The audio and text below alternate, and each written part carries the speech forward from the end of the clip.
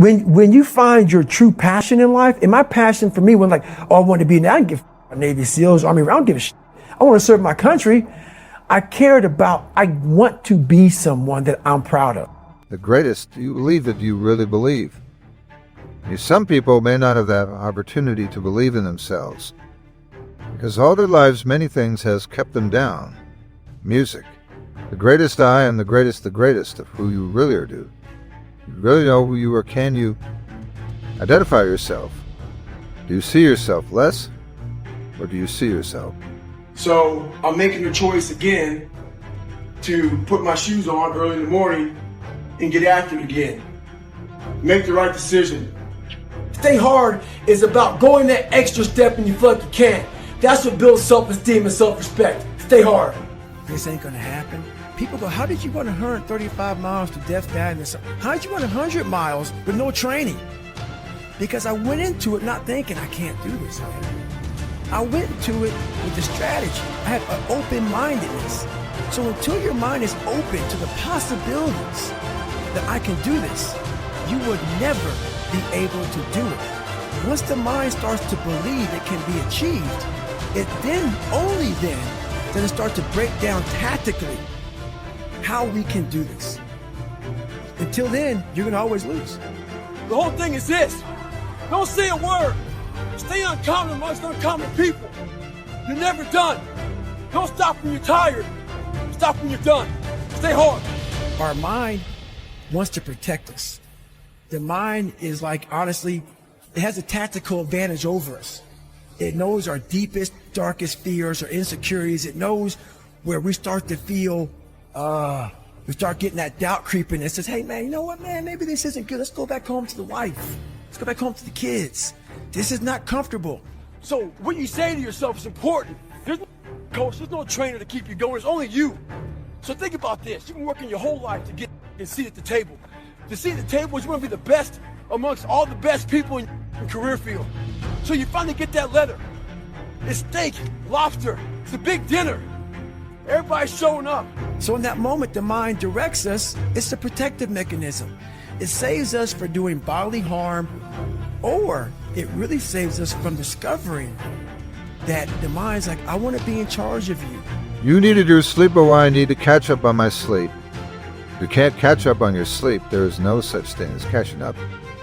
It means nothing but going up to the next level in your life. That's what it's about. It's been a long day. It's been a long night. You've been putting in so many hours, but yet are you in a position to quit?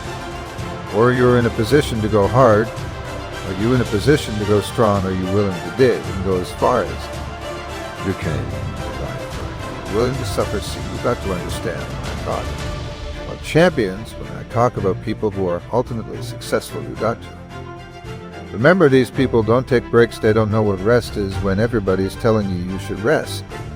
It's always comfortable to sit there, you watch the Navy SEAL show, Discovery Channel, you're in a 72-degree house, you have your lemonade, your milkshake, whatever, like, I can do that. You're comfortable. The second you get out there in that environment where it's 40 degrees, like in my third host, we had a guy die. You have to really want whatever you're going for. If not, all these questions that come up, like you said, how do you go one more step further? Your mind's gonna ask you all these questions. How can you go one more step further? If you don't have the answers to that, and I can't give them to you, you have to know, why am I here? For me, when I was going through SEAL training, I was willing to die. So all these negative questions that kept on coming up in my head, I had the answer for them. It's those people that don't have the answer for those negative questions. And if you can't answer those questions, you will quit. You will quit. Yeah, that was a moment for me, the VFW, where I got the Americanism Award. I got choked up, teared up, and what happened was all this stuff that you all have heard about my life growing up, it's at the surface. That's real, And at that moment, it flashed through my head about the journey I had to go through to get to that point to do that. And along that journey, I figured out myself. The biggest trophy that I ever got in my entire life with me was really figuring out me. And when I was up on that stage, I realized that. I realized it's not about money. It's not about fame. It's not about being accepted by your peers and everybody else. It's about figuring out who I am and being happy with who I am. Even though I'm going to be judged for all these things, you got to put a middle finger up to everybody and say, this is David Goggins. And to get to that point, it felt great. Support can get you there, put your goddamn head down, and take charge here in life. True desire in the heart that it's that you have whatever it is you want to do, the thing that you want to do to help others, and to grow and to make money. That desire that that's God's proof to you. Set before and already to vindicate that. It's yours. You can't get it because you want it. If you put in the work, they can't deny you. If you put in the work, they can't stop. Be great, pursue your own version of happiness. Life always offers you a second chance. You know what it's called tomorrow for far too long. You've been holding yourself back. This is time for you. To walk with purpose, it's time for you. To walk into your gift. It's time for you to live your best life. It's wrapped in your capacity, your ability to believe in a dream, even if nobody believes in you. We like to run away from weaknesses. Like, for instance, if you're good at running, all you want to do is run. If you're great at reading, you have several books. But we don't do those things that we're not good at. So for me, I realized I keep on running away from these things I'm not good at. I have to dive into these things. I have to become one with these things. And that's what happened. And I own them both. I got caught up in trying to impress so many people because no one liked me. So I developed so many different identities. Let me sag my pants. Let me pull my pants up. Let me talk this way or act this way or be this way or whatever the hell it may be. God, dog, so many different things I did to try to fit in with so many different groups.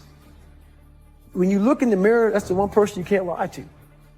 So every morning I would shave my head thinking, God, I would reflect back on some of the lies I may have told somebody or some of the ways I acted that I didn't feel comfortable doing.